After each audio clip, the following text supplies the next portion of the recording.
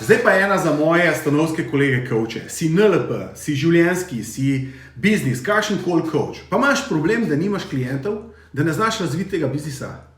Ok, ne povem na začetku, ne rabiš spletno stran, ne rabiš social media, ne vem kakšnega booma. Na začetku moraš ugotoviti, v kateri mikrosegmentu si ti specialc, specializiran, v katerem mikrosegmentu, katerim ljudem še lahko pomagaš. In takrat spili idealnega svojega naročnika. Nekoga, ki mu res v danem trenutku lahko pomagaš narediti življenje, biznis boljše, ga oriši, jaz pravim, daj mu ime, daj mu kri in srce.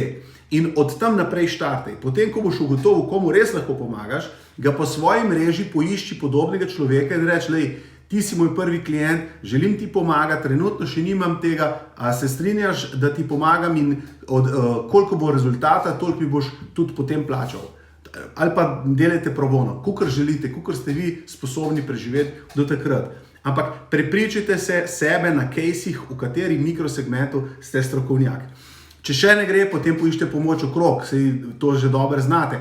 Ampak ne razmišljate, da morate na začetku investirati v spletno stran, v oglaševanje na social media in ne vem kaj še vse.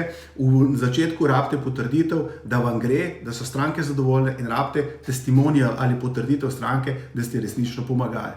Ko boste to naredili, je naslednji korak in ko zaslužite denar, takrat investirate naprej. Tu je en tak moj predlog za tiste, ki danes, ko je koronavirus, ste veliko doma, razmišljate o svojem poslu, začnite pri osnovi. Če še ne gre, poiščite pomoč pri nas. Mi imamo Coaching Academy, kjer učimo coache, kako priti do prvih klientov, kako razviti coaching biznis, zato, ker se nam zdi, da je to zelo pomembno. Ljudje to potrebujejo.